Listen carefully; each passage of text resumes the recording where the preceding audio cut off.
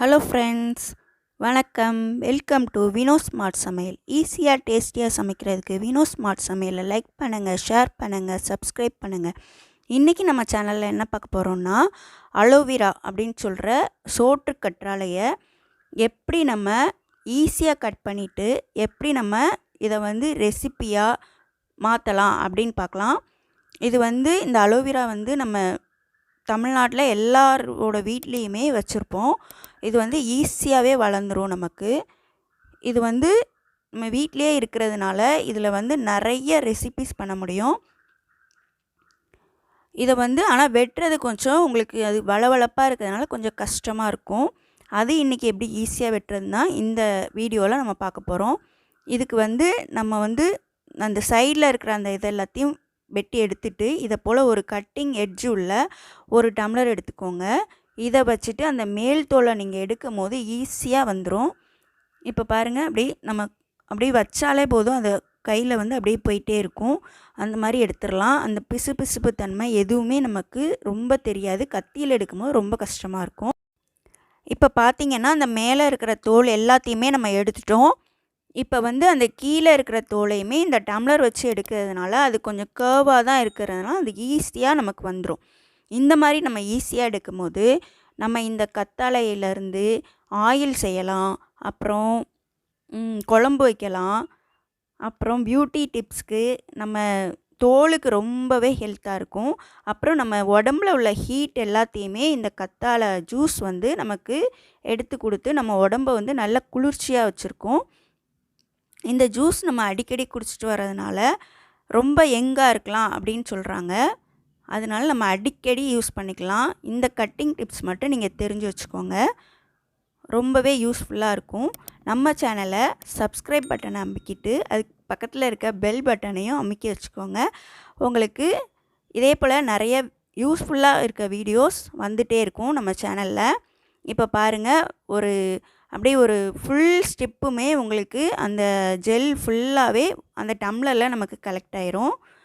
இது கொஞ்சம் லைட்டாக பிசு பிசுன்னு தான் இருக்கும்.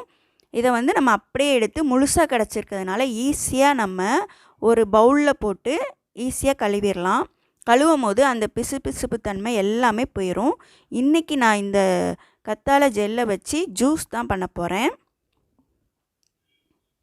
இப்போ பாருங்கள், ஒரு ஃபுல் ஸ்ட்ரிப்பாகவே கிடச்சிருச்சு. ஒருத்தருக்கு ஒரு ஸ்ட்ரிப்பு அப்படி எடுத்தோன்னா ஒரு ஸ்ட்ரிப்லேயே நம்ம 2 பேருக்கு கூட ஜூஸ் போட்டுக்கலாம். இந்த ஜூஸை நம்ம வாரத்துக்கு 1 நாள் 2 நாள் அப்படி குடிக்கிறதுனால நல்லா நம்ம உடம்புக்கு தேவையான குளிர்ச்சி கிடைக்கும். தேவையான முடி கூட நல்லா கொட்டுறது அந்த மாதிரி இருந்தால் பிரச்சனைகள் இருந்தாலுமே அது சரி பண்ணிடும். இப்போ பாருங்கள், ஒரு பவுலில் போட்டு நம்ம நல்லா கழுவி எடுத்துட்டோம்னா இந்த மாதிரி அந்த லைட்டாக இருந்த அந்த பிசுபிசுப்பு தன்மை எல்லாமே அந்த தண்ணியிலே நமக்கு போயிடும். உங்களுக்கு தேவைப்பட்டுச்சுன்னா இந்த வடிகட்டி மாதிரி இருக்கும்ல, அதில் போட்டு கூட கழுவி எடுத்துக்கலாம். இந்த மாதிரி கிளியராக ஒரு ஜெல் நமக்கு கிடச்சிரும். இதை நம்ம மிக்சியில் அப்படியே கூட போட்டுக்கலாம், வெட்டணும்னு அவசியம் இல்லை. மிக்சிங்கிறதுனால நல்லாவே நமக்கு அடித்து தந்துடும். இப்போ பாருங்கள், மிக்சியில் அடித்து எடுத்தாச்சு. நல்ல கூழ் மாதிரி ஆயிட்டு. இதுக்கு நம்ம தண்ணி எதுவுமே சேர்க்க வேண்டாம் அடிக்கும் போது. அதுக்கப்புறமா அடித்து எடுத்ததுக்கப்புறமா நம்ம தயிரும் உள்ளே சேர்த்துக்கலாம். சேர்த்து ஒரு ரவுண்டு உள்ள மிக்சியை ஒரு வாட்டி சுற்றி எடுத்தோன்னா அந்த தயிர் மோர் ஆயிரும் உங்களுக்கு. இதை ஒரு வாட்டி நம்ம சுற்றி எடுத்துக்கலாம். இது கூடயே நமக்கு தேவைப்படுற உப்பு போட்டுக்கலாம். தேவைப்பட்டுச்சுன்னா மிளகுத்தூள் அந்த மாதிரி கூட போட்டுக்கலாம். நான் இன்றைக்கி ஒன்றுமே போடலை. இது நம்ம குடிக்கும் போது வேறு மாதிரி டேஸ்ட்லேயே இருக்காது. நம்ம எப்படி மோர் குடிக்கிறோமோ அதே டேஸ்ட்டில் தான் இருக்கும். ஆனால் ரொம்ப ஹெல்த்தியான ஒரு ட்ரிங்க் இது.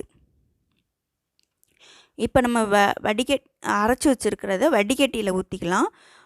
சும்மா கொஞ்சம் கொஞ்சம் அந்த ஜெல்லு இருந்து சின்ன பிள்ளைங்களுக்கு கொடுக்குறதா இருந்தால் இந்த மாதிரி வடிகட்டிக்கலாம். நம்ம பெரியவங்க குடிக்கிறதா இருந்தால் அந்த ஜெல்லோடைய கூட அப்படியே நம்ம சாப்பிட்றலாம்.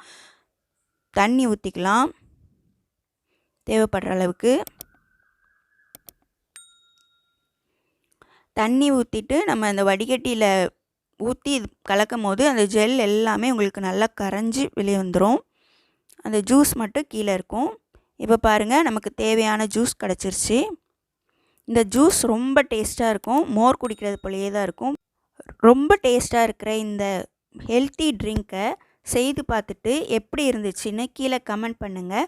நம்ம சேனல் உங்களுக்கு பிடிச்சிருந்ததுன்னா இதே போல் நிறைய டிப்ஸு ட்ரிக்ஸ் எல்லாம் தெரியறதுக்கு நம்ம சேனல் லைக் பண்ணுங்கள், ஷேர் பண்ணுங்கள், சப்ஸ்கிரைப் பண்ணி வச்சுக்கோங்க.